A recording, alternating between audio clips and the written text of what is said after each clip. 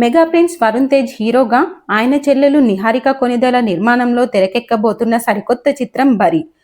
మార్చి 28 శనివారం పూజా కార్యక్రమాలతో ఘనంగా ఈ మూవీ ప్రారంభమైంది. పింక్ ఎలిమెంట్ పిక్చర్స్ పతాకంపై నిర్మిస్తున్న ఈ భారీ ప్రాజెక్ట్ కి టాలీవుడ్ సెన్సేషన్ డైరెక్టర్ యదువంశీ దర్శకత్వం వహిస్తున్నారు. ఇక ఈ చిత్ర ప్రారంభోత్సవానికి స్వయంగా తన బాబాయ్ మరియు ఆంధ్రప్రదేశ్ ముఖ్యమంత్రి అయినటువంటి పవర్ స్టార్ పవన్ కళ్యాణ్ ముఖ్య అతిథిగా విచ్చేయడమే కాకుండా ముహూర్తపు సన్నివేశానికి స్వయంగా క్లాప్ కొట్టి చిత్ర యూనిట్ కి శుభాకాంక్షలు తెలిపారు.